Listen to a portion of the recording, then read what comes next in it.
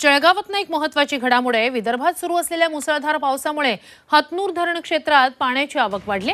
हतनूर धरणाचे 41 पैकी 12 दरवाजे 2 मीटरने उघडण्यात आले। त्यामुळे तापी नदीपात्रात 47,400 क्युसेक पाण्याचा विसर्ग सुरू आहे।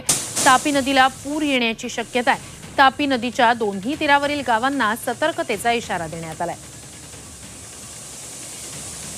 तर हतनूर धरणात सध्या पाण्याची आवक वाढलेली आहे। तापी नदीला पूर येण्याची शक्यता आहे। हतनूर धरणाचे 41 पैकी 12 दरवाजे उघडण्यात आलेले 47,400 क्युसेक इतका पाण्याचा विसर्ग सध्या तापी नदी पात्रात होतोय। तापी नदीकाठच्या नागरिकांना सतर्कतेचा इशारा देण्यात आलेला आहे। विदर्भात होणाऱ्या दमदार पावसामुळे हतनूर धरणाच्या पाणलोट क्षेत्रात पाण्याची आवक वाढली आहे।